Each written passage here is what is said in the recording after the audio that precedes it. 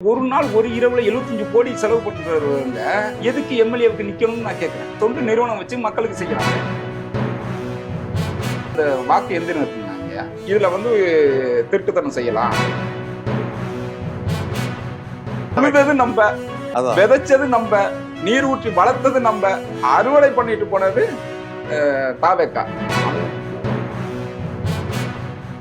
சொல்றான், நீ பாராளுமன்ற எலெக்ஷன்ல நின்னு ஒரு தொகுதியில ஜெயிச்சு விடு, நீங்க நாம் தமிழர் கட்சி சவால் விட்டு செய்யும். எதை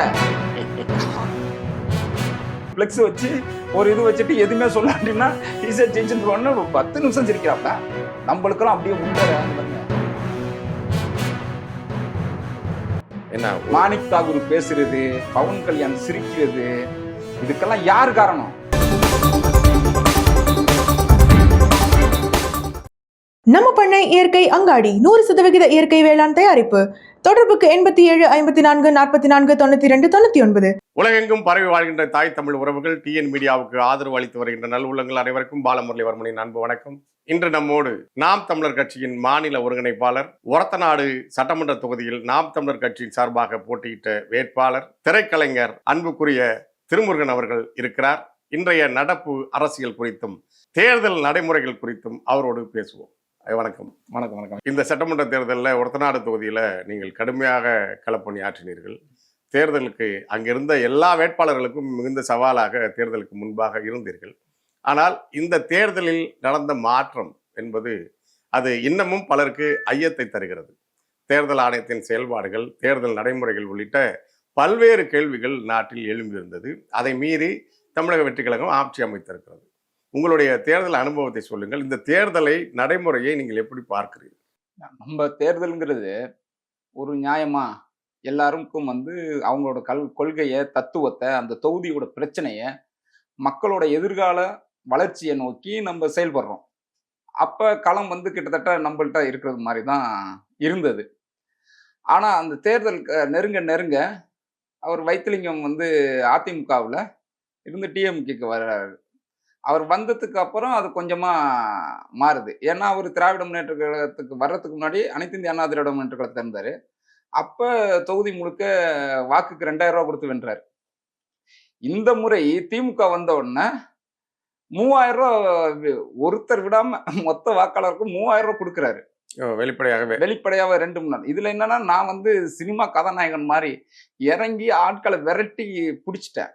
பிடிச்சி காவல் நிலையத்தில் அவங்க மேலே எஃப்ஐஆர்லாம் போட்டு, ஒரு பாப்பநாட்டில் 3 எஃப்ஐஆர், ஒரத்தநாட்டில் 2 எஃப்ஐஆர், அப்படி ஒன்று நடக்குது. அதே மாதிரி அதிமுகவில் மாவண்ணா சேகர் இருக்காரு. அவர் குத்து விளக்கு கொடுக்குறாரு, 1000 ரூபாய் பணம் கொடுக்குறாரு. அதுலேயும் எஃப்ஐஆர் பதிவாயிருக்கு. ஆனால் தேர்தலை நிறுத்துறதுக்கு தேர்தல் ஆணையம் உடன்பட மாட்டேங்குது. இப்போ நாங்கள் பொறுத்திருந்து பார்த்துட்டு அன்னைக்கு இறுதி பரப்புரை முடியும் போது தஞ்சாவூர் பட்டுக்கோட்டை நெடுஞ்சாலையை முழுசா மறைச்சிட்டோம். மறைச்சு கிட்டத்தட்ட 1 மணி நேரம் 2 மணி நேரம் போராடி, இது எந்த விதத்துல நியாயம் அப்படி பார்த்தா, ஒருவருக்கு 3000 கொடுக்குறாங்கன்னு வச்சுங்களேன். மொத்தம் 2,35,000 வாக்காளர்கள்கிட்ட இருக்காங்க. இப்போ ஒரு நாள் ஒரு இரவுல இவங்க கிட்டத்தட்ட 70லேருந்து 75 கோடி செலவு பண்றாங்க. ஆனா ஒரு எம்எல்ஏவுக்கு ஆண்டுக்கு நீங்க ஒரு 3 கோடி தான் நலத்திட்டத்துக்கான இது ஒதுக்குறாங்க. அப்ப 5 ஆண்டுக்கு 15 கோடி தான். இப்ப ஒரு நாள் ஒரு இரவுல 75 கோடி செலவு பண்றவங்க எதுக்கு எம்எல்ஏவுக்கு நிக்கணும்னு நான் கேட்கிறேன். நீங்க மக்களுக்கு தொண்டு செஞ்சு, நீங்க ஒரு தொண்டு நிறுவனம் வச்சு மக்களுக்கு செய்யலாமே, நிறைய நிறுவனங்களை வச்சு வேலை வாய்ப்பு கொடுக்கலாமே.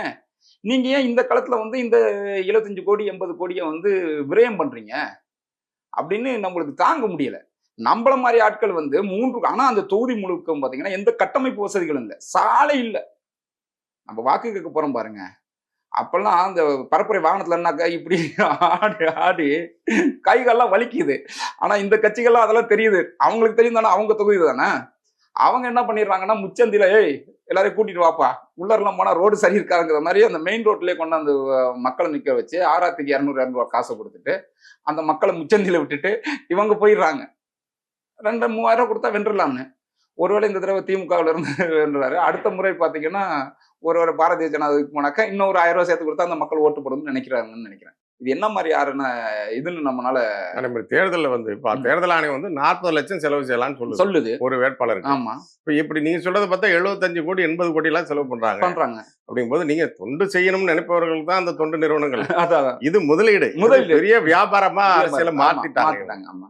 இப்ப ஒரு பாருங்க 75 கோடி 80 கோடி செலவு பண்ணா அடுத்து அதுல இருந்து அவங்க அதை வந்து எத்தனை மடங்கா எடுக்கணுங்கிற திட்டம் இருக்கும். இப்ப நம்ம மக்களா இருக்கிற நம்மளுக்கு தான் விழிப்பு வேணும். அதுவும் குறிப்பா இளைஞர்களுக்கு விழிப்பு வேணும். எதிர்காலத்துல இந்த மாதிரியான செலவினங்களை செஞ்சு ஒருத்தர் வந்து எதுக்கு எம்எல்ஏவா நிக்கணும்னு ஆசைப்படுறாருன்னா அவருக்கு பின்னாடி எவ்வளவு திட்டங்கள் இருக்குன்னு விழிப்பு. ஆனா மாற்றா இளைஞர்களும் பெண்களும் ஒரு நடிகர் அவர்கிட்ட எந்த கொள்கையும் கிடையாது, ஒரு சித்தாந்தம் கிடையாது. தமிழ் நிலத்துல பெரிய பிரச்சனை வந்து என்னது, திராவிடம்னு இந்த நிலத்துக்கு எந்த விதத்திலும் சம்பந்தம் இல்லாம இந்த தமிழ் மொழிங்கிற இனத்தோட பெருமையை அழிச்சு இந்த எதுவுமே இல்லாத திராவிடம்ங்கிற ஒரு சொல்ல வச்சுக்கிட்டு ஒரு வெளி மாநிலத்தவர்கள் வந்து ஆட்சி அதிகாரம் பண்றதுக்கு ஒன்று வச்சிருக்காங்க. அதனால நம்ம பெரிய பின்னடைவு செஞ்சிருக்கோம். வரலாற்று கூட அதை நிறுவி அதை வந்து நம்ம இன்னும் எதிர்த்து சண்டை போட்டுட்டு இருக்கோம். இப்ப திராவிடமா தமிழ் தேசியமான ஒரு தத்துவார்த்த சண்டை நடக்கும்போது எந்த இதுமே இல்ல, திராவிடமும் தமிழ் தேசியமும் ரெண்டு கண்ணு அப்படின்ட்டு பாசிசம் பாயாசம் அப்படின்ட்டு ஒருத்தர் வர்றாரு. அதுக்கு நம்ம பெண்கள்லாம் வந்து இது பண்றாங்க. இளம் பெண்கள் படித்தவர்கள் எல்லாம் வந்து ஓட்டு போட்டாங்க. அது எதுக்கு ஓட்டு போட்டீங்கன்னு கேட்டா, என் பேர பிள்ளை சொன்னிச்சு, என் மகட்டு பிள்ளை சொன்னிச்சு, பையங்க சொன்னாங்க. பிள்ளைங்க குழந்தைங்க தப்பு செஞ்சிச்சுன்னா அதை சரிப்படுத்த வேண்டியதான் பெரியவர்களோட இது. ஆனா நேர் மாறா அது ஒரு தின்பண்டம் கேட்டாவே இது திங்கக்கூடாது, இது உடலுக்கு கேடு அப்படின்னு சொல்ற பெரியவர்கள் 5 ஆண்டு ஆட்சி அது வந்து தன்னோட எதிர்காலம், இந்த குழந்தையோட எதிர்காலத்தை பெருசா பாதிக்க போகுது. அந்த எண்ணமே இல்லாம விளையாட்டுத்தனமா அவங்க ஓட்டு போட்டுட்டு அதை வந்து இது மாதிரி போட்டோம், நாங்க நினைச்சோம் எங்க வீட்டுல ஒருத்தர் தான் போட்டோம்னு நினைச்சு மொத்த பேரும் போட்டிருக்காங்க. அது இல்லாம அந்த வாக்கு எந்திரம் இருக்குன்னாங்க, அது மேல ஒரு பெரிய நீண்ட காலமே நம்மளுக்கு வந்து ஐயம் இருக்கு. பலர் பேசுறாங்க. உலக நாடுகள்ல அதை வந்து பயன்பாட்டில இருந்து நிறுத்திட்டாங்க. இங்கேயும் வந்து நிறைய பேர் வந்து ஆய்வுபூர்வமா பொன்ராஜ் மாதிரியான ஐயாக்கள்லாம் வந்து இதை வந்து நிறுவுறாங்க. இதுல வந்து திருட்டுத்தனம் செய்யலாம், இது வந்து எந்த விதத்திலையும் சரியானது கிடையாது. ஜப்பான் நிறுவனமே சொல்லியிருக்கு எல்லா சாத்தியமும் இருக்குன்னு. அப்ப அதுக்கு மாற்றா வந்து பழைய வாக்கு சீட்டு முறை தான் சரியானது. அதை நம்மளும் நாம் தமிழர் கட்சியிலையும் போராடி இருக்கோம், மற்ற கட்சிகளும் சொல்லுது. ஆனா வீண் குடிவாதமா இந்த அரசு ஏன்னு கேட்டாக்க சீக்கிரம் எண்ணலாம். நான் கேட்கிறேன், சீக்கிரம் எண்ணி என்ன பண்ண போறீங்க? அப்படி கூட சீக்கிரம் என்றதில்லை. அது 24 மணி நேரம் ஆயிடுது. 45 நாள்கள் இப்ப மொத்தமா 5 மாநிலம் நடந்ததுனால நமக்கு வந்து குறைவான நாள்ல வந்துடுச்சு. ஆனா பாண்டிச்சேரிக்கு எப்போ நடந்தது? ஏப்ரல் 9ஆம் தேதி நடந்தது. அது எப்போது எண்ணப்பட்டது? மே 4. அப்ப இந்த இடைவெளி பாருங்க. எதுக்கு எங்க சீக்கிரம் என்றீங்க? அது அந்த ஒரு நாள்லயும் 1 மணி நேரத்துல 2 மணி நேரத்துல கிடையாது, முடியல. அது எப்படியும் 20 மணி நேரம் 24 மணி நேரம் ஆயிடுது. அப்புறம் எதுக்கு இந்த முறை? இதை மாற்றணும் உருவா. ஏன்னு நான் சொல்றேன்னா, நம்ம வாக்ககத்துல பாத்தீங்கன்னா ஒரு தொகுதியில 314 வாக்ககம் இருக்கு. எல்லாத்துலயும் பாத்தீங்கன்னா ஒரே மாதிரியான எண்ணுல வாக்கு விழுந்திருக்கு. 78 78 78 58 58 58 38 38 38 யாரோ பிக்ஸ் பண்ண மாதிரி இருக்கு. அந்த அப்படி இருக்கு. இது எப்படி நம்ம இது பண்றது? அந்த கோயில்பட்டியில காமநாயக்கன் பட்டி, அங்க ஒருத்தர் நான் செலுத்திய வாக்கு 3 வாக்குகள் நான் போட்ட சின்னத்துக்கு போகல அப்படின்னு பதிவு போட்டிருந்தாரு. தெளிவா ஆதாரத்தோட போட்டிருந்தாரு. இது மாதிரி பல இடத்துல நடக்குது. இப்ப முற்றா இந்த ஜனநாயக அமைப்புங்கிற முறை வந்து ஜனநாயக பூர்வமா நேர்மையா உண்மையா நடக்கணுங்கிற வேட்பாளர் எனக்கு ஐயமா இருக்கு, வாக்கு செலுத்த வாக்காளருக்கு ஐயமா இருக்கு, பொதுவா இருக்கிற மக்களுக்கு இருக்கு. அப்ப இந்த இதுல வந்து பணம் கொடுக்கிற நடைமுறை இருக்கு. எல்லாமே வெளிப்படையா இருக்கு. எல்லாம் வெளிப்படையா இருக்கு. தேர்தல் ஆணையம் என்ன செய்யுது? இப்போ களத்துல நாம் தமிழர் கட்சி தான் பறக்கும்படியா செயல்பட்டது. ராஜபாளையம், பண்ருட்டியில வேட்பாளரின் கணவரை தாக்கினார்கள். பாபநாசுல தங்கை அனிஸ் பாத்திமா அவர்களை நேரடியாக நிறைமாத கற்பிணியாக இருந்து தாக்கினாங்க. உங்க தொகுதியில இதே மாதிரி போராட்டம் நீங்க சாலை முறையில் செய்தீங்க. ராஜபாளையத்துல ஒரு தம்பி வந்து அவர் தான் பிடிச்சு கொடுக்குறாரு. ஆனா காவல்துறையோ தேர்தல் ஆணையமோ அதை கண்டுக்கல. ஏன் தொகுதியில என்னன்னா நம்ம இருக்கிறதுனால எஃப்ஐஆர் எல்லாம் போட்டாங்க. அது யாருன்னா போட்டதுன்னா பறக்கும்படை தான் வந்து எஃப்ஐஆர் அவங்க பேர்ல தான் போடுறோம், என் பேர்ல கூட போடல. புடிச்சு கொடுக்கறது மட்டும்தான் என் வேலை. ஆனா எஃப்ஐஆர் எல்லாம் போட்டாங்க. ஆனா அது மேல நடவடிக்கை எடுக்கணும்ல. எடுக்க மாட்டாங்க. யாருக்குமே தெரியலையா 70 கோடி பட்டுவாடா பண்றது. வீட்டுக்கு ஒவ்வொரு வீட்டுக்கும், அதாவது வீட்டுக்கு 3000 ரூபாய் கிடையாது, வாக்குக்கு 3000 ரூபாய். அப்ப ஒரு வீட்டுக்கு 15,000 20,000 ரூபாய் அப்படி வரும். அப்ப நம்மளுக்கு 5 வாக்கு போடணும்னு நினைக்கிற மக்கள் என்ன ஆயிடுதுன்னா, இந்த மக்களோட மனநிலையை பாருங்க. அவங்க பணம் கொடுத்துட்டாங்க, நம்ம வாங்கிட்டோம், அதனால 4 ஓட்டு பணம் வாங்கலவங்க போடுவோம், 1 ஓட்டு திருமுருகனுக்கு போடுவோம் அப்படின்னு மாத்துறாங்க. ஒரு நாள் இரவுல மாறுதுங்க. ஏன் நம்மளுக்கே தெரியுது இந்த இந்த இந்த நிலையை என்ன பண்றதுன்னு தெரியல. இப்ப இது ஜனநாயகத்தின் படுதோல்வியா, ம். தேர்தல் ஆணையத்தின் படுதோல்வியா, அல்ல இதுவரை ஆட்சி செய்த இந்த திராவிட கட்சிகளின் தோல்வியா? இல்ல இது ஜனநாயகத்தின் தோல்வியா அப்படின்னா தோல்விதான். மக்களோட தோல்வியா அப்படின்னு பார்த்தா தோல்விதான். இது எல்லாருக்கும் இப்ப திராவிட கட்சிகள் இவ்வளவு ஆண்டு வந்த இவங்க பண்ண தவறு இருக்கு பாருங்க. 5 ஆண்டுக்கு ஒரு முறை கிடைக்கிற காசுக்காக கையேந்தி நிற்கிற நிலைமையில் இந்த மக்களை வைத்தது இந்த இந்த ஆட்சியாளர்கள். அப்புறம் இவங்க பண்ண தவறுக்கு தான் அது தண்டனை. ஆனா இதுல நேர்மையும் உண்மையும் சத்தியமும் எதிர்கால தலைமுறைக்காக, அனைத்து உயிருக்காக இப்படி பெரிய திட்டங்களை வச்சு இந்த தமிழ்நாட்டுல இருக்க அத்தனை பிரச்சனைகளையும் திட்டமிட்டு வரைவு திட்டமா வச்சு இதை எப்படி சரி பண்ணுங்கிற ஒரு திட்டத்தை வச்சு நேர்மையா நிக்கிற நாம் தமிழர் கட்சிக்கு நடந்தது பாருங்க. இதுதான் அநீதி. பாக்கி எல்லாருக்கும் இந்த விதமா நடக்குது. இதுக்குதான் இந்த தேர்தல் ஆணையம், இந்த பொதுமக்கள், எதிர்காலத்தை பத்தி சிந்திக்கிற அறிவுபூர்வமான அறிஞர்கள் எல்லாம் சேர்ந்து இந்த நாம் தமிழர் கட்சி மாதிரியான ஒரு சக்தி, உந்து சக்தி, எதிர்காலத்துல இருக்க தமிழ்நாட்டின் எதிர்காலத்தை நோக்கி நிக்கிற இந்த பிள்ளைங்களுக்கு இந்த மாதிரியான தவறு நடக்கிறதெல்லாம் தட்டி கேட்கணும். அது ஊடகங்களா இருந்தாலும், பத்திரிகை துறையா இருந்தாலும், யாரா இருந்தாலும் செய்யணும். எல்லாமே நான் போராடினது எல்லா பத்திரிகையிலையும் வந்தது, எல்லா ஊடகத்திலையும் வந்துச்சு. ஆனா ஒண்ணுமே நடக்கலையே. இப்ப இந்த ஜனநாயகபுரமா நடக்குதா, நியாயமா நடக்குதான்னா தேர்தல் நியாயமா நடக்கல. அதுதான் உண்மை.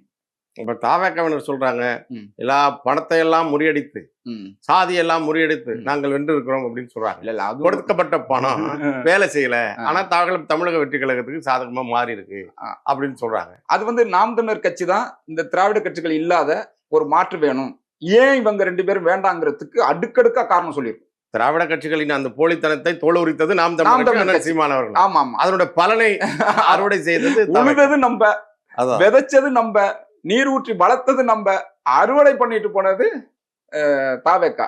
ஆனா தாவேக்காவும் இது நேர்மையா உண்மையா அப்படி பற்றுச்சா அப்படின்னா இல்ல.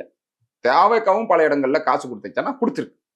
தாவேக்காவும் பக்கெட் வாங்கி கொடுத்துச்சா கொடுத்துச்சு. பணம் படைத்த வேட்பாளர்கள் கொடுத்துருக்காங்க. அவங்க இலவசங்களுக்கு பெருசா அறிவிச்சாங்க, எல்லாரோடையும் அதிக காசு தர்றோம், எல்லாருக்கும் இது பண்றோம் அப்படின்னு இலவசங்களை ஆசை காட்டிதான் சொன்னிச்சு. ஆனா அது மாதிரி இப்ப நடக்குதானா இல்ல.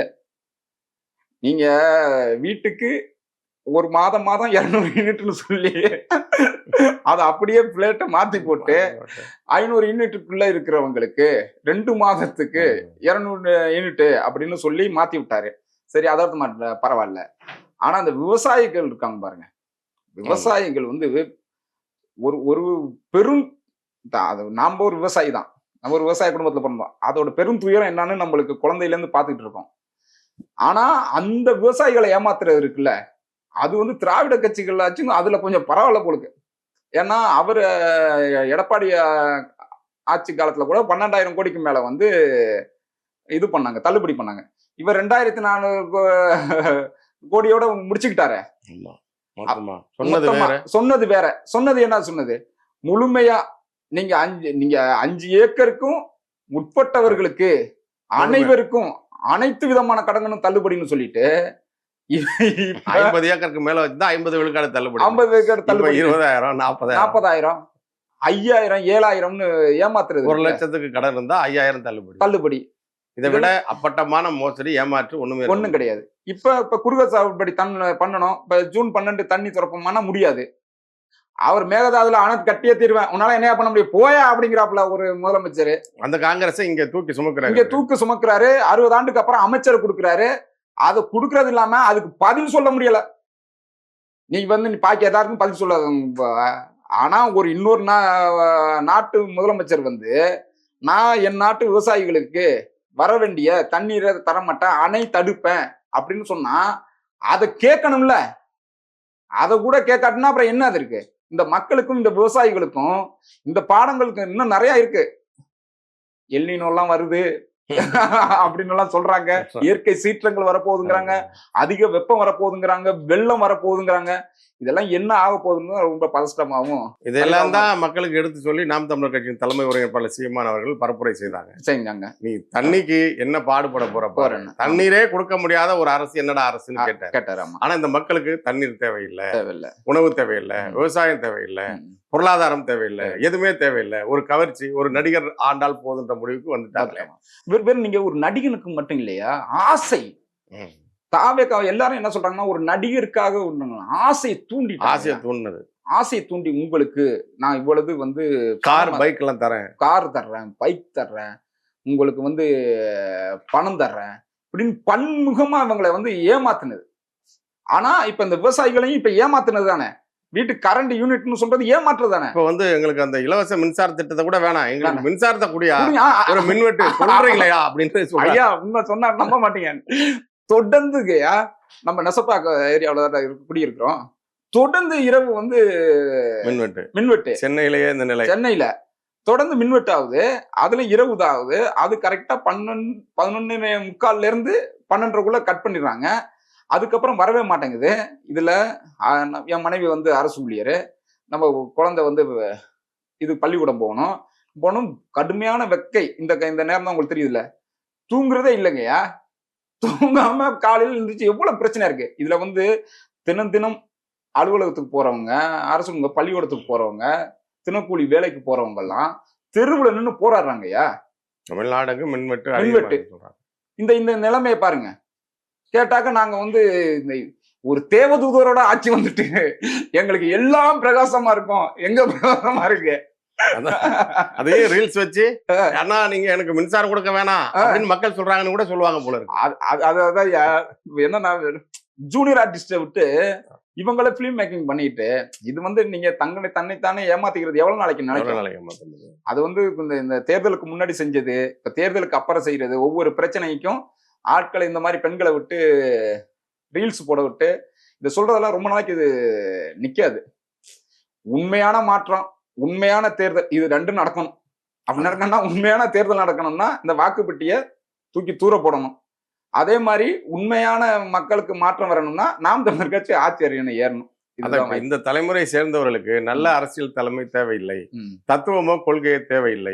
தேர்தல் அரசியல் என்பது நீங்கள் சொன்னது போல பணம் கொடுப்பது, வாங்குவது, அல்லது இது போன்ற யாரோ ஒருத்தர் தேவதூதர் வந்து எல்லாத்தையும் சரி செய்வார் என்று அப்படி மாறிவிட்டதா? இனி இந்த தத்துவத்திற்கான அல்லது கொள்கைக்கான அரசியல் இந்த தமிழ்நாட்டுக்கு தேவைப்படாதா? இல்ல அது வந்து இது வந்து ஒரு தற்காலிக மனநிலை தான். இது என்னன்னா, திராவிட கட்சிகள் அனைத்து ரெண்டும் பண்ண பெரிய ஊழலும் பெரிய மக்கள் விரோத போக்கும் தான் இதுக்கு மாற்று வேணும். அப்ப நாம் தமிழர் கட்சிக்கு வாக்கு போட்ட மக்களுக்கு வந்து இந்த முறை இவங்களுக்கு போட்டா வெல்றதுக்கான வாய்ப்பு இல்லை. விஜய் இன்னும் ஒருத்தர் வந்து பெருந்திரளோட கூட்டத்தை வர்றாருன்னு அவங்க திரும்பி காட்டின இந்த ஊடகங்கள்லாம் திரும்பி காட்டுனது. அந்த காட்டுனதும் ஒரு காரணம் தான். இந்த சீரழிவுக்கு ஊடகங்கள் மிக முக்கிய காரணம். அந்த முக்கிய காரணத்தோட மக்கள் நினைக்கிறாங்க, ஒருவேளை இந்த 2 பேர் வேண்டாம் அப்படிங்கிறதுக்கு தான் விஜய்க்கு போட்டிருக்காங்க. விஜய் வந்துட்டாக்கா இங்க எல்லாம் மாறிடும் அப்படின்னாக்கா இப்ப வந்து பெரிய ஏமாற்றம் நடக்குது. இப்ப இதுக்கு மாற்று வேணும்ல மக்களுக்கு. அப்ப அந்த மாற்று வந்து எப்படியா இருந்தாலும் நாம் தமிழர் கட்சி தான் மாற்று. அதுதான் நிரந்தரம். நீங்க அதிமுக திமுக ரெண்டுலயும் 234 தொகுதியில 233 திமுக வென்று, ஒன்று அதிமுக வென்றாலும், அதே மாதிரி 233 அதிமுக வென்று ஒன்று திமுக வென்றாலும் போட்டியா இருக்கு. திமுக அதிமுகவுக்கு தான் இருந்தது. அதே போல இப்ப 190 தாவேகா வென்றாலும் 4% என்டிகே எடுத்தாலும் போட்டி யாருக்குன்னா டிவிகே வெர்சஸ் என்டிகே தான். விஜயா சீமானா, அதுதான் வந்து எதிர்கால அரசியலோட போக்கு. இதை யாரும் மாத்த முடியாது. விஜயே வேணாலும் எனக்கும் டிஎம்கேக்கும் தான் போட்டி, தாவேகாவுக்கும் திமுகவுக்கும் தான் போட்டின்னு சொல்லலாம். ஆனா அப்படி யாருமே இருக்காது. இன்னைக்கு அண்ணன் பேசுறதான் திமுக காரங்க எடுத்து பரப்புறாங்க, அதிமுக எடுத்து பரப்புது.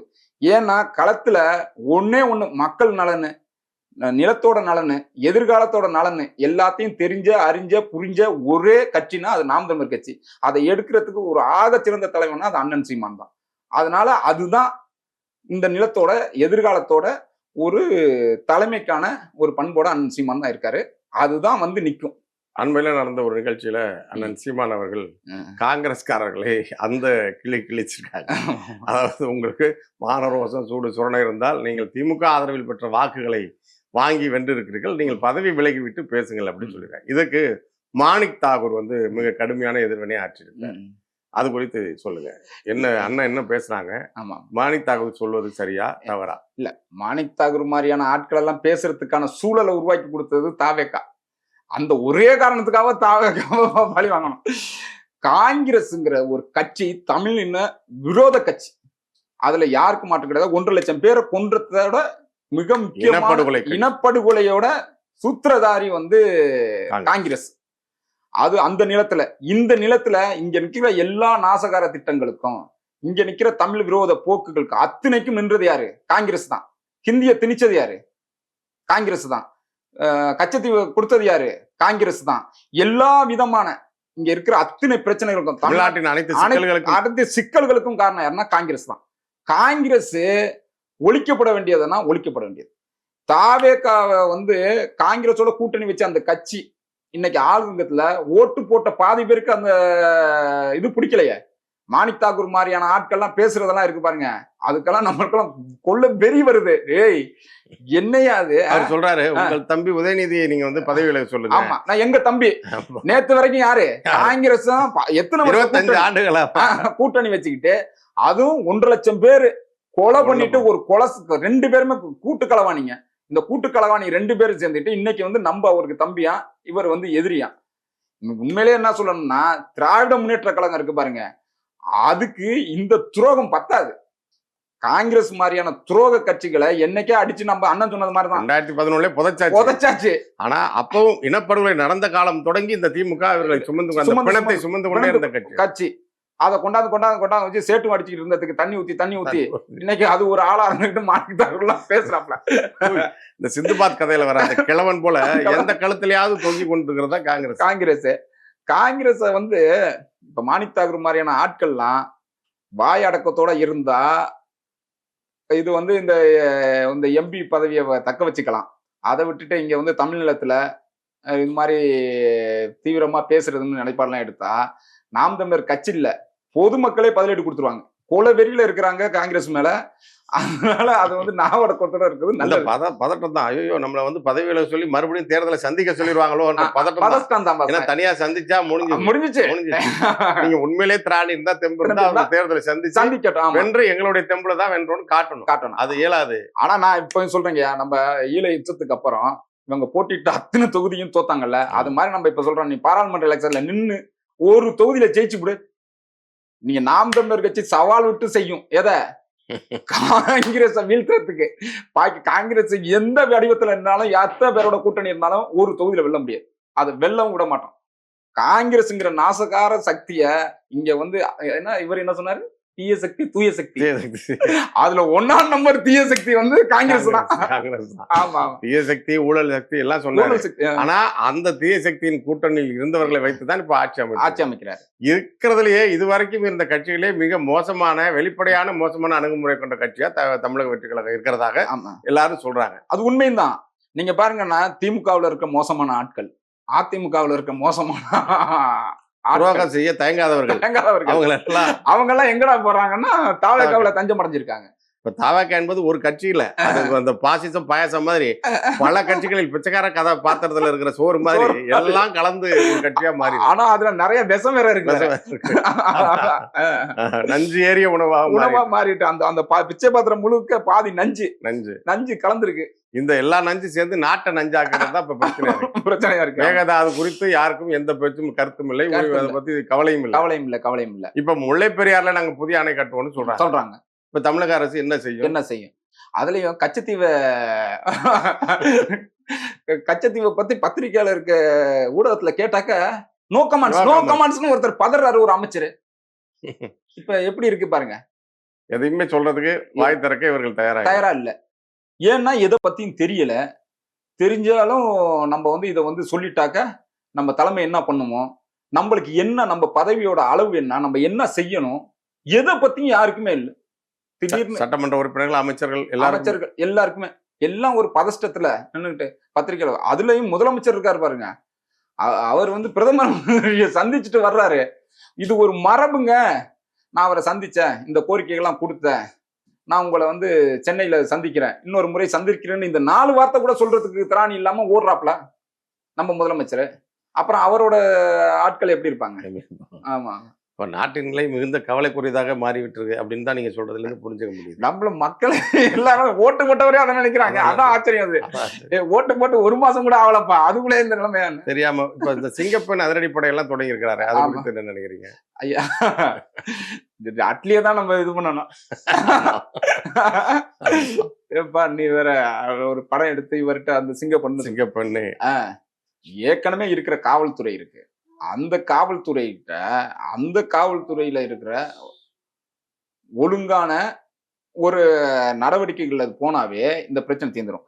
ஒரு நாள் ஒரு இரவு நம்மள்ட்ட இருக்க காவல்துறை கிட்ட முழு சுதந்திரம் கொடுத்து இங்க இருக்கிற போதைப்பொருள் முற்றுலா ஒழிக்கணும் அப்படின்னாக்க ஒரு வாரத்துல இந்த தமிழ்நாடு கிளீன் ஆகுமா ஆகாதா? அவ்வளவு வலிமை குன்றியதெல்லாம் நம்ம காவல்துறை கிடையாது. நல்ல வலிமையான, நல்ல நுட்பமான, அறிவுபூர்வமான கட்டமைப்பு கொண்டதுதான் நம்ம தமிழ்நாட்டு காவல்துறை. அது உலகத்துல இருக்க மிகச்சிறந்த காவல்துறையோட எல்லாம் ஒப்பிட்டுலாம் பேசின காலம்லாம் உண்டு. இப்ப இந்த ஆட்சியாளர்கள், இந்த திராவிட கட்சி ஆட்சியாளர்கள் அவர்கள் வந்து ஏவல் துறையா மாத்தி வச்சதோட விளைவு இன்னைக்கு வந்து இப்படி இருக்கு. இந்த அரசு நினைச்சா இதுக்கு எல்லாத்துக்கும் மூல காரணம் எங்க இருக்கு?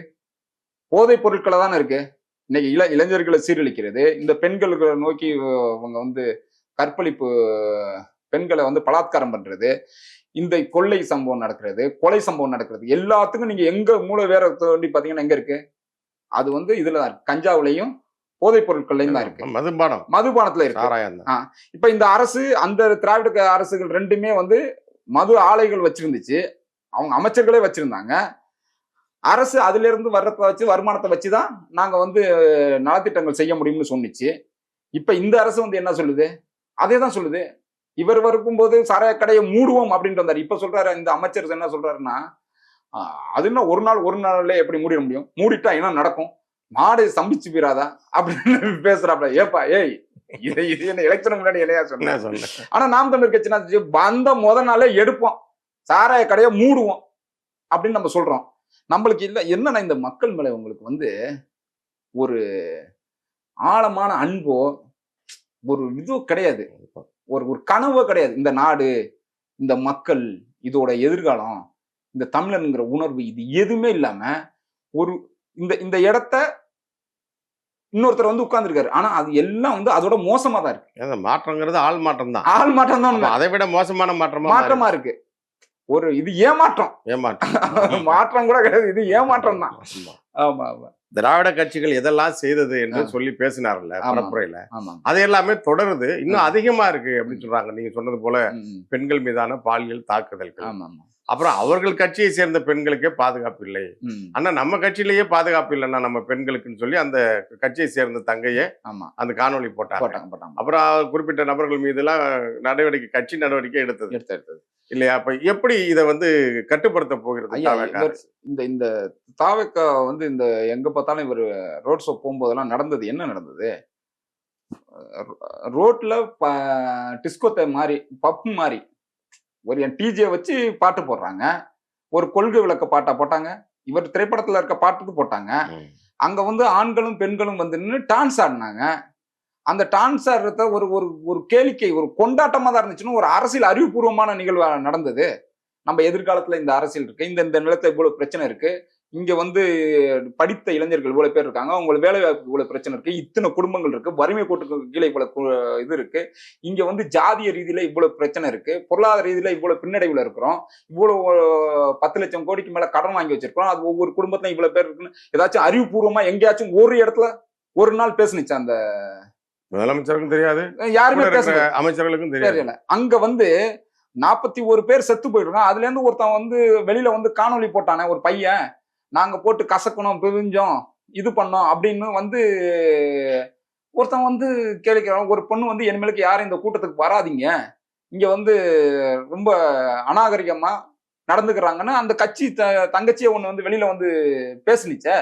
அப்ப அங்க என்ன நடந்தது? கட்சிக்காரன் தானே, சொந்த கட்சிக்காரன் தானே சொந்த கட்சிக்கார தங்கச்சிகளை வந்து பாலியல் சீண்டல் பண்ணியிருக்கிறான்.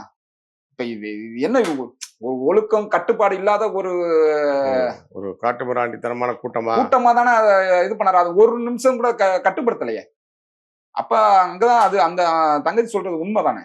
ஆந்திராவை சேர்ந்த பவன் கல்யாண் வந்து விழுந்து சிரிக்கிறாரு. ஐயோ, அது தமிழ்நாட்டுக்கு வந்து பெருத்த அவமானம். ஆச்சுன்னா நம்ம ஒரு பெருமைக்குரிய இனம் அப்படின்னு நம்ம இந்த உலகம் பூரா வந்து தமிழ் தாண்டா ஆதி இனம், அது அவ்வளவு அறிவுபூர்வமானதா.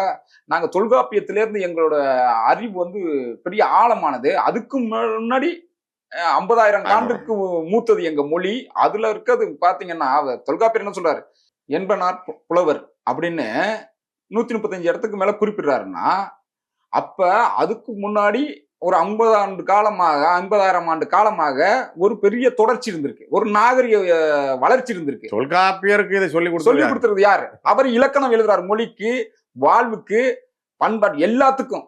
அப்படியாப்பட்ட ஒரு இலக்கணத்தை வகுத்த ஒருத்தர் சொல்றா எனக்கு இப்படி இருக்குன்னு. அங்க இருந்து வாழ்வுக்கு, போருக்கு, எல்லாத்துக்கும் இலக்கணம் வகுத்த ஒரு சமூகத்துல நாங்க கொண்டாந்து வச்சுக்கணும் பெருமையை கூட்டி கொண்டு அந்த உலகத்துல நிறுவி வச்சிருக்கும் பொழுது எல்லாம் பிரமிப்பா பார்த்தாங்க. இந்த கடைசி நம்ம ஒரு 12 வருஷமா நாம் தமிழர் கட்சி எடுத்த முன்னெடுப்புல உலகமே வியந்து பார்த்துச்சு. ஆங்கிலத்துல எல்லாம் வந்து மொழிபெயர்த்தாங்க, ஹிந்தில வந்து மொழிபெயர்த்தாங்க அண்ணனோட பேச்சு எல்லாத்தையும். எவ்வளவு ஒரு உயர்வான ஒரு இனம் தான். முதல்ல பிரதம மந்திரியே வந்து உலக நாடுகள்ல போகும்போதெல்லாம் எங்களுக்கு தமிழ் வந்து அப்படின்னு, ஏன் அதை எப்படி வந்துச்சு? நம்ம கொண்டு போய் சேர்த்தது. நம்மள சொன்னாதான் பெருமை மிக்க இனம்னு சொன்னாதான் அது இந்தியாவுக்கு பெருமைங்கிற இடத்துல கொண்டாந்து நிப்பாட்டணும். ஒரே இதை திட்டமிட்டு இதை வந்து சிதைக்க வேண்டும், இறக்கி விட்டு இன்னைக்கு வந்து பவன் கல்யாண் வந்து சிரிக்கிறார். ஆனா இதுல என்னன்னா, நம்மளோட வெறி பிடிச்ச ரசிகர்கள் கொண்ட, சினிமா ரசிகர்கள் கொண்டவர் தான் ஆந்திரா. ஆனா அவர்கள் வந்து இன்னைக்கு வந்து சிரிக்கிற அளவுக்கு போச்சு பாருங்க இந்த நம்ம தமிழர்களோட நிலைமை. இது எவ்வளவு ஒட்டுமொத்த தமிழ்நாட்டுக்குமே பெரிய தமிழ்நாட்டுக்குமே இது கட்சி வேறுபாடெல்லாம் இல்லாம தமிழர்கள் எல்லாருக்குமே வந்து இது வருத்தத்துக்குரியதானே. தமிழ்நாட்டுல வாழ்ற பிறமொழியை சேர்ந்தவர்களுக்கும் பெரிய பெருத்த அவமானம் தானே இது. அப்ப ஒரு அவர் பாட்டுக்கும் ஒரு ஒரு பிளெக்ஸ் வச்சு ஒரு இது வச்சுட்டு எதுவுமே சொல்லாட்டின்னா ஈஸியா ஜெயிச்சுட்டு 10 நிமிஷம் சிரிக்கிறாப்ல. நம்மளுக்கெல்லாம் அப்படியே உள்ளற இங்க பாருங்க, அப்படியே ரத்தம் வடியுது அதெல்லாம் பார்க்கும்போது. என்ன மாணிக் தாகூர் பேசுறது, பவன் கல்யாண் சிரிக்கிறது, இதுக்கெல்லாம் யாரு காரணம்? இன்னும் சொல்ல போனா இன்னைக்கு தொழில்துறை அமைச்சராக இருக்கிற கீர்த்தனா வந்து இந்த ஐபாக் நிறுவனமா அது இவரோட ஆதவ அர்ஜுனா நிறுவனத்துல வேலை செய்யும் போது ஆந்திராவில அவங்க வேலை செஞ்சிருக்கிறாங்க. எது இந்த மீம்ஸ் தயாரிக்கிறது, அந்த குழுவுல கடைசி ஊழியராக மிக அவங்க போடுற மீம்ஸ் எல்லாம் சுமாரா இருக்கணும் கூட இப்பெல்லாம் வந்து கிண்டல் செய்யறாங்க. இது ஆந்திரா தெலுங்கு தொலைக்காட்சிகளை இதை பத்தி பேசி கிண்டல் செய்யறாங்க. அப்புறம் அங்க இருக்கிற தொழில்துறை அமைச்சர் மற்ற அமைச்சர்கள்லாம் நீங்க கீர்த்தனாவை பாராட்டுறாங்க, நீங்க இது போலவே செயல்படுங்க, ரீல்ஸ் போட்டு எல்லா முதலீடும் எங்களுக்கு வருது அப்படின்னு சொல்றாங்க. நாங்க எங்களுடைய மாநிலத்தை உயர்த்திக்கிறோம், நீங்க சிறப்பா இப்படியே உங்களை போலவே செயல்படுங்க.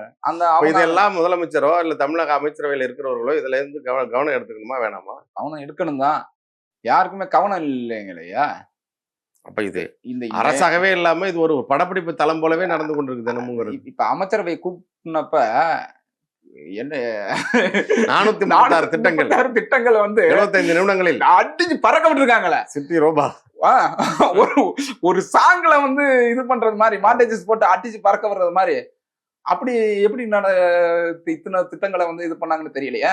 இப்படி வெறும் வெற்று விளம்பரம் வெற்று பேச்சு பேசியிருந்தாலே ஆட்சி நடத்தினதா அவர்கள் நம்புறாங்க.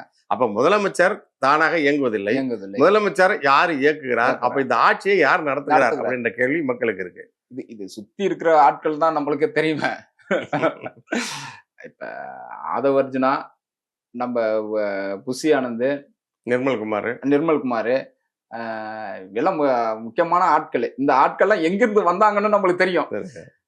இவங்க ஒவ்வொருத்தரும் யாரு, இவங்க இங்க இடத்துல இருக்கிறாங்க, இப்ப என்ன இவங்களுக்கு வேலை அப்படின்னு பார்த்தாவே மக்களுக்கு புரிஞ்சிடும். இது வந்து இது தூய சக்தியா மாறி இந்த நாட்டுக்கு சேவை செய்ய வந்ததாங்க. ரொம்ப கஷ்டம்தான், ஏன்னா வேற வழி இல்லை. இந்த 5 வருஷம் எப்படி நம்ம கடத்த போறோம், இன்னும் வர்ற நெருக்கடிகளை எப்படி நம்ம இந்த அரசு சமாளிக்க போகுது, இயற்கை சீற்றங்கள்லாம் பெருமளவுல வரும்னு சொல்றாங்க. அதுலலாம் இவங்க முன்னெடுப்பு என்ன வரும், அதெல்லாம் நினைச்சு நம்மளுக்கு வந்து ஒரு பெரும் கவலையை தான்.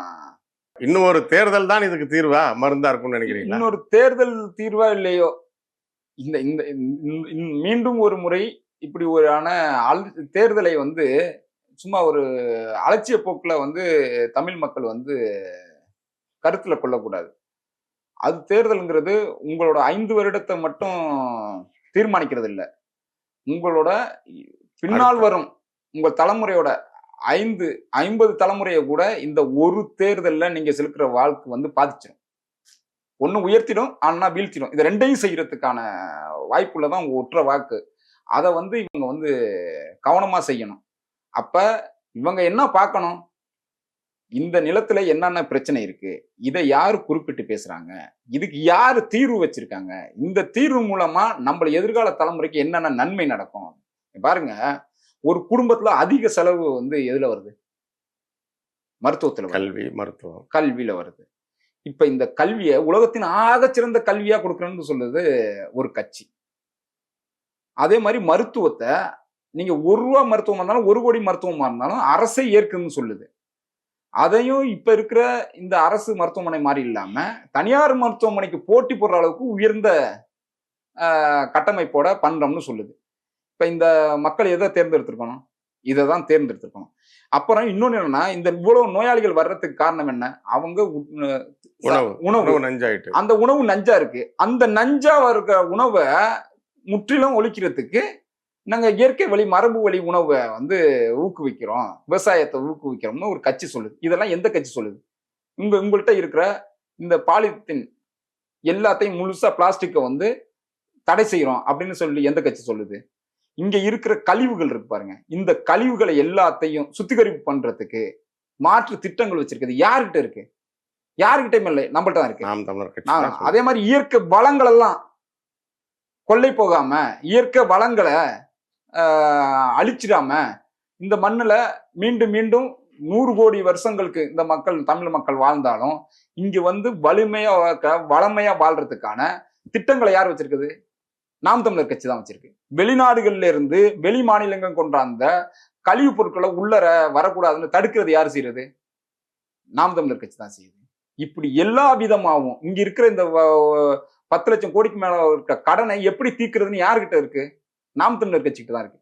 இப்ப வாக்கு செலுத்துற மக்கள் இதை கவனிக்கணும், இதை தானே கவனிக்கணும். இதை கவனிக்காம மாமன் சீரா, தாய் மாமன் சீரு கொடுக்கறது, அப்புறம் தாலிக்கு தங்கம் கொடுக்கறது, இப்படின்னு விஜய் வந்து சொல்றாரு. நம்ம என்ன சொல்றோம்னா, மருத்துவம் இலவசம்னா பிரசவம் பார்க்கறதுக்கு இப்ப 2 லட்ச ரூபா செலவாயிடும். 2 லட்ச ரூபா செலவாகுறதுன்னா அதை வந்து அரசு எடுத்துக்கிடுச்சுன்னா அதுல 2 லட்ச ரூபா லாபம் இல்ல. நீ என்ன மோதிரம் போடுறது, செயினே போட்டுக்கலாம்ல. உனக்கு எந்த செலவு இல்ல, செலவு இல்ல. அப்ப அது மிச்சம் தானே. நீ போய் ஆனா இந்த தாய்மாமன் சீர்ல இருக்கிற 1/2 கிராம் நகை வர போகுதுன்னு ஓட்டு போடுற மனநிலை இருக்குல்ல, அறியாமையில செய்யறதுங்கய்யா. இது எல்லாம் நாம் தமிழர் கட்சியும் அண்ணன் சீமான் அவர்கள் முன்வைத்தது எல்லாமே மலைப்பா இருக்கு அவனுக்கு. இது நடைமுறையில சாத்தியம் இல்லைன்னு அவன் நம்புறான். அவரை நம்ப வைத்தார்கள். இன்னும் குறிப்பாக திராவிட முன்னேற்ற கழகத்தை சேர்ந்தவர்கள் எல்லாம் பிரச்சார போர் செய்து அவர்கள் விஜய் விட்டுட்டாங்க. இந்த தமிழ் தேசியம், தேசிய இன அரசியல் எழுச்சி பெற்று விடக்கூடாது என்று இந்த திராவிடங்கள் மாறி மாறி இதை வீழ்த்துவதற்காக இவர்கள் செய்த வினையை தான் இப்போது அவர்கள் அனுபவிக்கிறார்கள். ஆனா இதுக்கு இடையில மிக மோசமான தீய சக்தி ஆட்சிக்கு வந்து அமர்ந்து, இது எதுவுமே நடைமுறையில சாத்தியப்படாது, இவர் சொல்றதெல்லாம் செய்ய முடியாது, இவர் எதுவுமே சொல்லல, ஆனா இவர் எல்லாம் செய்வாருன்னு நம்புறான். அது திரை கவர்ச்சியோட அந்த வீச்சு. அப்புறம் என்னங்க, திராவிட முன்னேற்ற கழகம், அனைத்து இந்திய அண்ணா திராவிட முன்னேற்ற கழகம், இது ரெண்டுமே வந்து இதுல அனைத்து இந்திய அண்ணா திராவிட கழகம் தத்துவம் எல்லாம் கிடையாது. அது வந்து சத்தம் தான், அது கூட்டம் தான். திராவிட முன்னேற்ற கழகத்துக்கு எப்பயுமே தமிழ் தேசியம்னு ஒண்ணு எழுச்சி பெற்றக்கூடாது, அப்ப நம்ம இருப்பு கேள்விக்குறியாயிடுங்கிறதுனா அது கவனமா இருந்து, அதனாலதான் அது நாம் தமிழரை வந்து வீழ்த்தவே அது எப்பயும் நின்றுட்டு இருக்கு. இது வந்து என்னதுன்னாக்க, இது எங்கேயாச்சும் பொழைப்பும் நடக்கணுங்கிறது தான். இது விஜய் வந்து 41 பேர் இறந்தோன்னா போய் ரூமை பூட்டிக்கிட்டு படுத்துட்டாப்ல. அவர் எழுந்திரிச்சு வர்றதுக்கு இல்ல, என்ன பண்றதுன்னு தெரியல, இழுத்து பூட்டிட்டாப்ல. எல்லாரும் போனா பண்ணிட்டு ஓடிட்டாங்க. எல்லாருமே தலைமறைவு. இந்த எடப்பாடி பெரிய துரோகம் தான். எடப்பாடி தான் வந்து பாரதிய ஜனதா கட்சி, எடப்பாடியும் தான் இந்த பாரதிய ஜனதா கட்சியும் எடப்பாடியும் பண்ண துரோகம். எடப்பாடி என்ன சொன்னாரு? பாத்தியலா, கொடி பறக்குது, கூட்டணிக்கு வந்துருவாரு, நம்ம கூட்டணி ஆயிடுங்கிறதுக்காக, சுயநலத்துக்காக விஜய் வந்து தன் பண்ண குற்றத்தை, அது வந்து ஒரு விபத்து, அது ஒரு குற்றம், விபத்துக்கு முதன்மை காரணமாக இவர்கள் இருந்திருக்காங்க. அப்ப வந்து தாவேகாவோட நிர்வாக திறனற்ற தன்மை, அது மேல குற்றச்சாட்டத்தை விட்டுட்டு நீங்க வந்து நடந்ததை வந்து திமுக திட்டமிட்டு பண்ணுச்சு, அது திட்டமிட்டு பண்ணுச்சு அப்படின்னாலும் சொல்லி இவங்க பண்ண ஊக்கத்துலதான் அவர் முதல்ல வெளில இருந்துச்சு வராரு. அதுல பிஜேபியும் வந்து துணை நின்றுச்சு.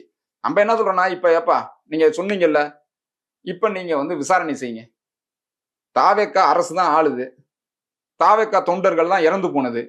நம்ம இப்ப நீதி விசாரணை செய்யுங்க. நீதி விசாரணை செய்து கரூர் நடந்தது யார் யார் குற்றவாளி, குற்றவாளிக்கு தண்டனை வாங்கி கொடுங்க. நீங்க சொன்னீங்களா அப்ப சதி சதி செய்தார், அந்த சதியை நிறுவிங்க அவரை வந்து குற்றவாளியா ஏற்றுங்க. நீங்க தாவேக்காரர்கள் விட்டுட்டு போயிருக்கலாம். ஏன்னா உங்களுக்கு எந்த மேலையும் பற்று இல்ல, அன்பு கிடையாது. ஆனா அன்னைக்கு வந்து அந்த இரவுல நம்ம மலைகளை மாநாடு முடிச்சிட்டு மொத்த பேருமா போய் நின்று அங்க போய் மருத்துவமனையில் நின்று பார்த்து இன்ன வரைக்கும் நெஞ்சு பதறுது, கண்ணீர் வருது. அந்த இறந்து போன அத்தனை உயிருக்கும் நீதி வேணும். அதுக்கு தாவேக்கா அரசு உரிய விசாரணை செய்து குற்றவாளிகளை கூண்டுல ஏத்தணும், தண்டனை வாங்கி கொடுக்கணும். போனப்ப கூட அவர் போய் கரூர்ல போய் பார்க்கல அந்த குடும்பத்தை. அவர் பார்க்க மாட்டாருங்க. அவர் எங்க நீதி வாங்கி தருவாரு? ஆனா செய்யணும்ல. இப்ப முதலமைச்சரா செய்யணும். முதலமைச்சரா செய்யணும். இதுல வந்து திராவிட முன்னேற்ற கழகம் பாருங்க, கொடநாடு வழக்க வந்தோடனே கேட்போம்னு சொல்லிட்டு 5 வருஷத்தை கடத்திட்டு போனுச்சு. ஏன்னா அது வந்து அதிமுக வந்து எதுவும் ஊழலற்ற புனிதமான ஆட்சி நடத்துனது மாதிரியும், ஒரு குற்றத்தை ஒருத்தர் மேல கூட குற்ற வழக்குகளை வந்து பதிவு செய்யல.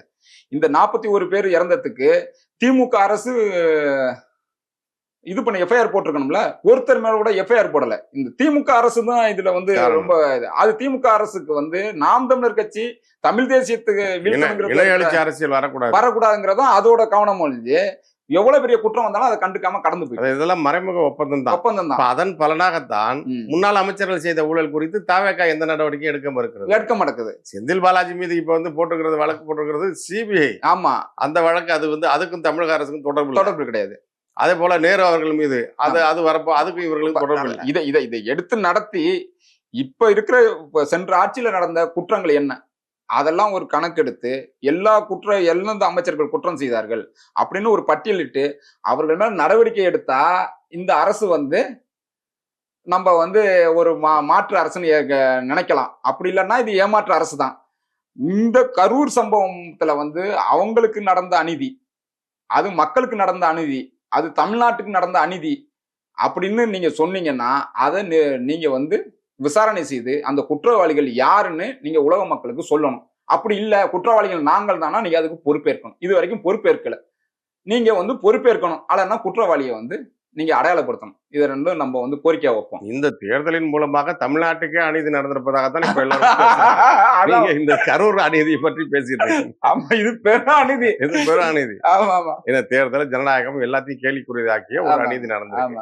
இப்போ நீங்க சொன்னதுல இருந்தே பேசணும்னா, எடப்பாடி அவர்கள் எப்படியாவது கூட்டணிக்கு தாவேக்காவை கொண்டு வந்துடலாம்னு நினைச்சு பேசினாரு. ஆமா, அவரை கூட்டணி சேர்த்து கொண்டு தாவேக்காவையும் அதன் தலைமையும் கூட்டணி சேர்த்து கொண்டு அதிமுகவை ஒட்டுமொத்தமாக அழித்து விட்டார்கள். தாவேக்கா தான் அதிமுக அழிந்ததுக்கு முக்கிய காரணம் என்று சொல்கிறார்கள். ஆமாங்க, இதை பற்றி என்ன? ஆமாமா, அதிமுகங்கிற கட்சிய மொத்தமா நிர்மூலமாக்குனது வந்து தாவேக்கா தான். இப்ப அதுல 2 பிரிவாயி விஜயபாஸ்கர், சி.வி. சண்முகம் எல்லாம் வந்து வேலுமணி தலைமையில அங்க போய் ஒரு சேர்ந்துக்கிறது, அமைச்சர் வாங்குறது அப்படின்னு ஒரு திட்டம் போடுறாங்க. கடைசியில கேட்ட இழுத்து தாவேக்கா மூடிட்டு நடு ரோட்ல விட்டுட்டு நம்பி போனவங்க நடு ரோட்ல விட்டுருவோம் அப்படிங்கிறதுக்கு அப்படியே அவங்க அடங்கல. இப்ப வந்து உடுமலை ராதாகிருஷ்ணன், கடம்பூர் ராஜ் எல்லாம் போய் சேர்ந்துட்டாங்களே. அதுல இந்த கடம்பூர் ராஜெல்லாம் கேட்ல போயிட்டு ஒரு அமைச்சர் தானே, கேட்ல போய் நிக்கிறாப்புல பின்னாடியால தள்ளிக்கிட்டு வர்றாரு. நம்மளுக்கு பெரிய வருத்தமாகும். அது இவர் சிரிச்சாருன்னு சொன்ன பாருங்க, பவன் கல்யாண். அது மாதிரி இதெல்லாம் பார்த்துட்டு எவ்வளவு பேர் சிரிப்பாங்க. நம்மளுக்கெல்லாம் உண்மையிலேயே அவமானமா இருக்குங்கய்யா. இந்த மக்களுக்கு இப்படியான பிரதிநிதிகள் தானே கிடைப்பாங்க. ஆமா, இந்த அமைச்சர்கள்லாம் வயசு எவ்வளவு வயது, ஒரு அமைச்சரா இருந்தவங்க எப்படி போய் தள்ளு முள்ளு பண்ணிக்கிட்டு போய் ஒரு கூட்டத்துல போயிட்டு புஷி ஆனந்துகிட்ட போய் கட்சியில இணைஞ்சுக்கிறேன்னு நினைக்கிறதுலாம் இருக்கு பாருங்க. ரொம்ப வலியானதா இருக்கு, வேதனையா இருக்கு. இந்த அதிமுகவும் தாவேக்காவும் அந்த வகையில எடப்பாடி இவர்கள் எல்லாம் தூக்கி எறிவது சரிதானு தானே தோணுது. அவரு மொத்தமா கட்சியவே தூக்கி மொத்தமா கட்சியவே முடிச்சு விட்டாரு இப்ப எடப்பாடி.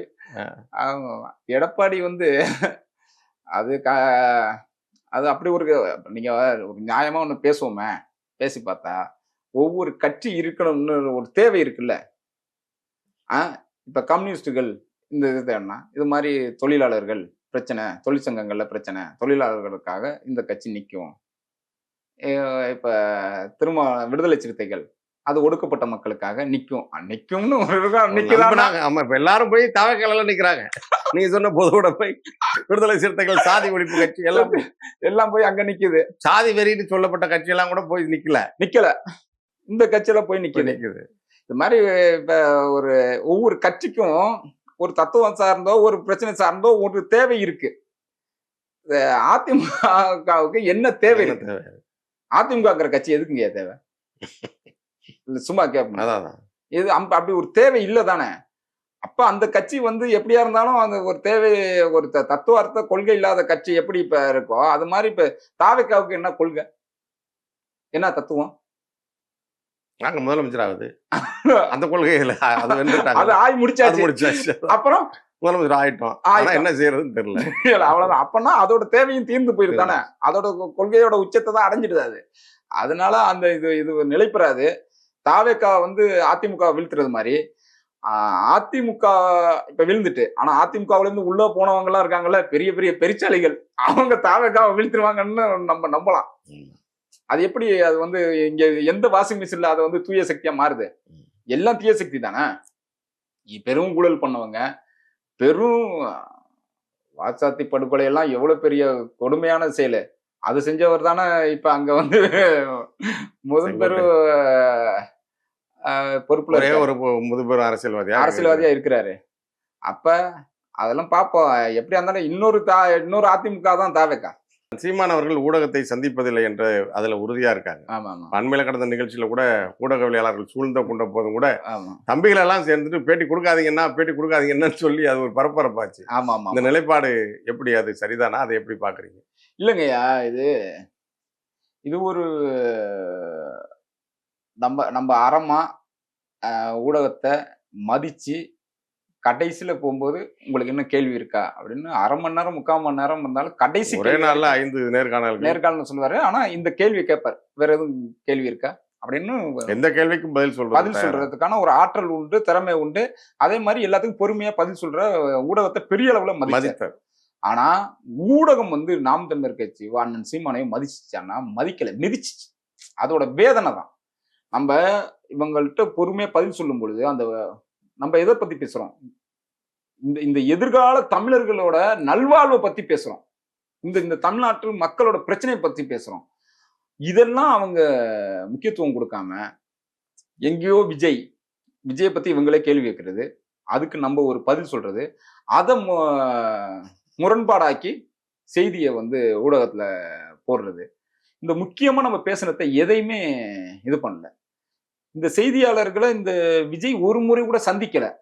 ஆனா அவரை வந்து முக்கியத்துவம் கொடுக்கிறது. அவர் வந்தார், கிளம்புனார், அங்க போனார், தும்முனார், இருமுனார், துப்புனார், அப்படியெல்லாம் வந்து இது பண்ணிட்டு நம்ம காணொலியெல்லாம் போட்டு காட்சிப்படுத்தி இந்த நிலம் இப்படி இருக்கு, இந்த பிரச்சனை இப்படி இருக்கு, இதை இப்படி தீர்க்கணும், இதனால இப்படி ஒருவேளை இந்த வளங்கள்லாம் கொள்ளையடிக்கப்பட்டா இந்த நிலம் இப்படி பாலைவனம் ஆயிடும், முன்மாதிரியா இந்தந்த நாடுகள்ல இப்படி நடந்திருக்கு அப்படின்னு எவ்வளவு அறிவுபூர்வம் நடந்தோம். ஒரு செய்தி இல்ல. நான் என்ன சொல்றேன்னா, இந்த மக்கள் வந்து இது பண்றாங்கல்ல, தேர்தலுக்கு முன்னாடியான கருத்து கணிப்பெல்லாம் சொல்றாங்கல்ல, அது கருத்து கணிப்பா கருத்து திணிப்பா? கருத்து திணிப்பு தானே. நீ என்ன செய்யணும்? இப்ப தேர்தலுக்கு 3 நாளைக்கு முன்னாடி 4 நாளைக்கு முன்னாடி வந்து நம்ம தொகுதியில எல்லாம் வந்து வீட்டுக்கு வீடு பணம் கொடுக்குறாங்க. ஒரு வாக்காளருக்கும் பணம் கொடுக்குறாங்க. இப்ப இது மாதிரி எல்லாம் கொடுக்குறாங்கிறதான ஊடகம் வெளிப்படுத்தணும். இந்த தொகுதியில இது இப்படிலாம் செய்யறாங்க அப்படின்னு. அதை செய்யாம நீ என்ன எதுக்கு இந்த கருத்து கணிப்புனால என்ன நடந்தது? நீங்களா ஒரு கருத்தை உருவாக்கி அதுல வந்து மற்றவில்லைன்னு கொண்டு போய் நாம் தமிழர் கட்சியை வைக்கிறது, அப்புறம் நீங்க 4வது 5வதா வைக்கிறது. ஒண்ணுமே இல்லாத விஜய தூக்கி முன்னாடி வச்சது யார்? ஊடகம் தானே வச்சுச்சு. அப்ப அதுல நம்மளுக்கு கோபமும் வெறுப்பும் வரும் தானே. அதனால அண்ணனுக்கு இப்ப வருது. அது சரியான நிலைப்பாடு தானே. இப்ப இந்த நிலைப்பாடு இருக்கும். ஆனா ஒரு 6 மாசம் இந்த செயல்பாடு எப்படி இருக்கு, இந்த அரசோட செயல்பாடு எப்படி இருக்கு, இதை பார்க்கணும். ரொம்ப நெருக்கடி வந்துச்சுன்னு வச்சுங்களேன், அப்புறம் களத்துல வந்துதானே நிக்கணும் தான் ஆகணும். அது போராட்ட காலம். நாம் தமிழர் தானே. நீங்க எல்லா வரலாற்றுல எல்லாத்தையும் எடுத்து பாத்தீங்கன்னா எதிர்கட்சியாவோ ஆளுங்கட்சியோ இல்ல. ஆனா செயல் செஞ்சு இந்த நிலத்துல இருக்க எல்லா பிரச்சனைகளையும் தீர்வு கண்டது யாரு, போராடி வெற்றி கண்டது யாருன்னா நாம் தமிழர் கட்சி தான். எல்லாரும் வந்து எங்களுக்காக போராடுங்கன்னு கேட்கறதுக்கு எனக்கு ஒரே கட்சி ஒரே கட்சி நாம் தமிழர் கட்சி தான். சீமான் தான். அண்ணன் சீமான் தான். இப்ப ஊடகம் ஏன் வருது? டிஆர்பி குறைஞ்சிருச்சு. சீமான் அவர்கள் பேசினா நேர்காணல் கொடுத்தாதான் டிஆர்பி. அதனால இப்ப இந்த பிரச்சனைகளை இப்ப அவங்க கேட்டாக்க நம்ம நிறைய பேச வேண்டியது இருக்கு. அப்புறம் இவங்களுக்கும் தெரியணும், நீங்க வந்து மைக்க நீட்டினா சீமான் பேசிடுவாரு அப்படின்னு இவங்களும் நினைச்சுக்கிட்டே இருந்தாங்களா? அப்படிலாம் கிடையாது. நாங்களும் வந்து உங்களை மதிச்சோம், நீங்க எங்களை மதிக்கலைங்கிறத சுட்டி காட்டுறதுக்கு தான். ஆனா இதை வந்து அண்ணன் தொடருவாருன்னு தோணல. ஒரு 6 மாதம் வந்து இவர் இந்த ஆட்சிக்கு வந்து ஒரு சோதனை அடிப்படையில அமைதி காக்குறது மாதிரி ஒரு 6 மாசம் வாய்ப்பு தடுமாறி ஏதாவது கத்துக்கிட்டு வராங்களான்னு பார்ப்போம். அப்போ வந்து நம்ம இது மாதிரி இதுல மட்டும் விமர்சனம் செஞ்சுட்டு, நிகழ்வுகள்ல மட்டும் இதை நம்ம கூட்டங்களை மட்டும் விமர்சனம் செஞ்சுட்டு 6 மாதத்துக்கு மேல இதோட பிரச்சனை தீவிரம் அதிகமானுச்சுன்னா அப்போ வந்து நம்ம போர்க்கால அடிப்படையில வந்து குதிச்சு மக்களை காவந்து பண்ணணும் தானே. அந்த மாதிரி நேரத்துல வரும்பொழுது அப்புறம் ஊடகங்க மக்கள்கிட்ட வந்து நிக்கதான் அண்ணன் சந்திப்பாரு. மக்களுக்கு எதிராக எது நடந்தாலும் வேடிக்கை பார்க்க முடியாது. இந்த கட்சியை தொடங்கினது ஈழப்படுகொலையை வேடிக்கை பார்க்க முடியவில்லை. அந்த வேதனை முடிந்த பிறகு நாங்கள் பிறகு அழுது கொள்கிறோம் என்று இருக்க முடியவில்லை. அப்ப அந்த இடத்துல இருந்து புறப்பட்ட கட்சி, மக்களுக்காக குரல் கொடுத்த, இறந்து போனவர்களுக்காக எழுந்து வந்த ஒரு கட்சி. அப்ப என் மக்களுக்கும் தமிழ்நாட்டு மக்களுக்கும் எது நடந்தாலும் நான் வந்து முதல்ல நிற்பேன் அப்படின்னு எப்போதுமே போராட்ட களத்துல நின்ற கட்சி. அது தொடர்ச்சியாக அது மரபிலே இருக்கிறதுனால அது தொடரும். அது அப்ப வந்து மக்கள்கிட்ட வந்து நம்மளோட இதை நம்ம வெளிப்படுத்தி ஆகணும். இப்ப 8 வழிச்சாலைனாக்கா நம்ம தான் முன்னாடி வந்து நின்னோம், ஜல்லிக்கட்டுனா நம்ம தான் முன்னாடி வந்து நின்னோம், எல்லாத்துலயும் நம்ம தான் முன்னாடி வந்து நின்று அந்த பிரச்சனைகளை திட்டுறோம். இப்ப கடைசியில இது திருச்செந்தூர்ல வந்து குடமுழுக்குக்கு நீ நம்ம தானே போராடி தமிழ்ல ஏற்றணும், இப்படி எல்லாத்துலயும் நம்ம தான் வந்து நிற்போம். அப்படி நெருக்கடியான பிரச்சனைகள் வருது, நம்மளுக்கே கண்ணுக்கு முன்னாடி இருக்கு. இன்னும் கூடுதலா தான் வரும். அப்ப வந்து முன்னாடி நிக்கணும், மக்கள்கிட்ட வந்து நம்ம போய் இத வந்து செய்தியை கடத்தணும். அதனால இருக்கும். ஆனா ஊடகங்கள் வந்து இனிமேலுக்காச்சும் அண்ணன் சீமானோட வந்து சரியா பயன்படுத்திக்கணும். இது வந்து ஊடகங்கள் அதற்கான அறத்தோட நடந்துக்கணும். அவ்வளவுதான். ஊடக அறத்தோட ஊடகம் நடக்கணும். அந்த இடத்துல அது தடுமாறும் பொழுதுதான் நம்மளுக்கு கொஞ்சம் முதல்ல ஊடகத்தை முதலமைச்சரா இருக்கிற விஜய் வந்து மதிக்கணும். அத வந்து ஊடகங்களும் பத்திரிகை துறையும் வந்து கடுமையா சாடணும். இது மாதிரி அவங்கள தவிர்க்கிறத. அதை விட்டுட்டு இப்பயும் அவர் வந்தார், கை காட்டினார், அவர் வந்து இது போனார் அப்படின்னு பிரமிப்பா பாக்குறத வந்து இந்த சாமானிய மக்கள் மாதிரி ஊடகங்கள் வந்து செய்யக்கூடாது. அப்படின்னா மக்கள்கிட்ட ஒரு விழிப்புணர்வு வந்துருமே. வந்துருமே. அது வரக்கூடாதுன்றது திட்டமா இருக்கு. அப்போ மக்களுக்கு விழிப்புணர்வு வந்து நல்ல மாற்றம் அமையட்டும், நாட்டில் நல்ல அரசியல் மலரட்டும். உங்கள் நேரத்தை ஒதுக்கி அரங்கிற்கு வந்தமைக்கு மிக்க நன்றி.